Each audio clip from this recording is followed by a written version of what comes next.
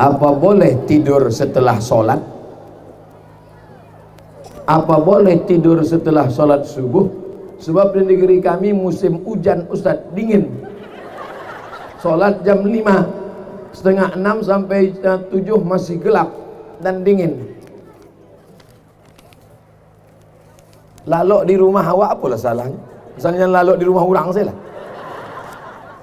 Tapi nan saya elok-eloknya, nan diajarkan Nabi, selesai sholat subuh berzikir, berdoa, baca Quran sampai terbit matahari. Jam bara kini maghrib 6:15. Maka awak di masjid berzikir sampai jam 6:15. Mudah caranya. Beko kalau maghribnya 6:30, maka di masjid juga sampai jam 6:30. Kalau maghribnya kini jam 6:15, maka di masjid subuh sampai jam 6:15 solat isyraq. Habis duduk di masjid berzikir, baca Quran, berdoa, berzikir, baca Quran, berdoa, tasbih 1000, alhamdulillah 1000, Allahu Akbar 1000, istighfar 1000, salawat 1000, baca Quran, baca Yasin. 6:15 usolli sunnatal isyraq rakaat ini lillahi ta'ala, baru pulang ke rumah. Itu yang paling rancak. Tapi kalau ada orang habis sholat subuh laloknya ndak ba'a. Cuma kecek beberapa dokter, kalau terlalu sering tidur setelah subuh nanti terkena stroke ringan. Keceknya stroke ringan. Nauzubillah. Bagaimana cara mengatasi rasa marah yang terlalu tinggi, Pak Ustadz? Kalau marah sedang berdiri, duduk.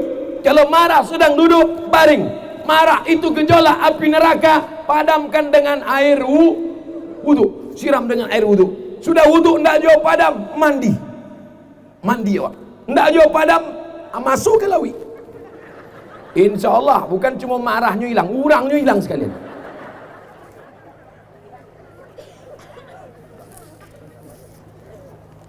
Di lingkungan kami sangat memandang orang yang memakai cadar itu orang dianggap sesat dan masih asing. Tolong jelaskan Pak Ustadz. Istri Nabi Muhammad pakai cadar. Jadi kalau ada orang mengatakan orang pakai cadar sesat, berarti istri Nabi Muhammad enggak ambomnya begitu. Labiah 20 hadis menyebut di zaman sahabat Nabi mereka pakai cadar, tapi Nabi membolehkan yang wajahnya nampak. Oleh sebab itu cadar adalah ajaran Islam. Mengejek cadar berarti mengejek ajaran. Yang bercadar silakan, yang tak bercadar boleh. Yang bercadar jangan ejek yang tak bercadar, yang tak bercadar jangan ejek yang bercadar. Sebab kalau yang bercadar mengejek yang tak bercadar, yang tak bercadar mengejek yang bercadar, yang nan galak nan indak bakain. Oleh sebab itu jangan ejek orang bercadar. Ini kalau laki-laki pun banyak juga ngejek orang bercadar. Hai ninja, kenapa melihat orang bercadar kau risau? Kenapa melihat orang bercadar awak angin? Kalau ada orang menengok orang bercadar risau, tapi menengok orang pakai rok pendek diam, itu berarti hantu setan. Otaknya sungsang. Galaknya membayangkan otak sungsang. Bagaimana dosa menjual tanah harta pusaka tinggi?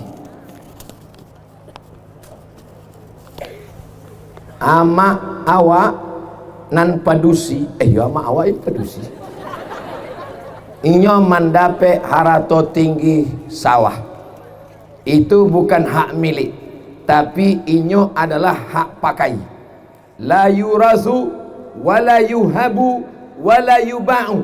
Tidak boleh dijual, tidak boleh diwariskan. Diwariskan maksudnya kepada ahli waris, tapi itu adalah wasiat turun temurun dari anak padusi turun ke anak padusi, turun ke anak padusi. Inyo sama macam wakaf zuriyah. Gunanya untuk apa?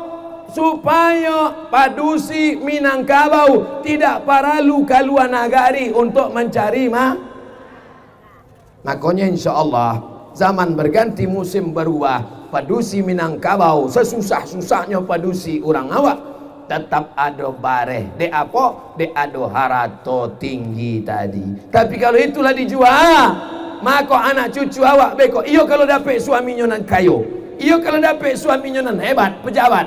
Kalau nasib indah, na'udzubillah. Mudah-mudahan kita menyadari ini. Sebenarnya itu hukum dibuat adalah untuk menjaga kehormatan perempuan. Bagaimana dosa bagi orang yang membuat ranji keturunan palsu? Man nusiba ila ghairi abihi, siapa nan dinasabkan bukan kepada nasab bapaknya, makanya dilaknat Allah Subhanahu wa taala. Turun ayat, Zaid bin Muhammad, Zaid bin Muhammad, Zaid anak Muhammad, Zaid anak Muhammad. Turun ayat, ud'uhum li abaihim, panggil mereka menurut nasab bapaknya. Karena Zaid bukan anak Muhammad, diganti dengan nasab bapaknya Zaid bin Harithah. Maka jangan membuat nasab keturunan kertas terakhir basawa abi karatehiko, awak sama-sama membaca doa. Bolehkah masjid itu diwariskan? Masjid tanah wakaf. Tanah wakaf tidak diwariskan, tidak dijual, tidak dihibahkan. La yurasu, tak diwariskan. Wala yuhabu, tidak boleh dihibahkan. Wala yubahu, tidak boleh dijual. Wahai bapak ketua masjid, urus akte tanah masjid ke BPN, Badan Pertanahan Nasional. Nanti di Badan Pertanahan Nasional ada pemilik nazir masjid. Kalau tidak, nanti tanah itu akan dituntut oleh ahli-ahli waris. Alhamdulillah itu sudah diatur oleh Negara Kesatuan Republik Indonesia. Amin ya rabbal alamin. Ala hazihin niyah al-Fatihah. A'udzubillahi minasyaitonir rajim. Bismillahirrahmanirrahim. Alhamdulillahi rabbil alamin. Arrahmanir rahim. Maliki yaumiddin. Iyyaka na'budu wa iyyaka nasta'in. Ihdinas siratal mustaqim. Siratal ladzina an'amta 'alaihim ghairil maghdubi 'alaihim waladdallin. Amin.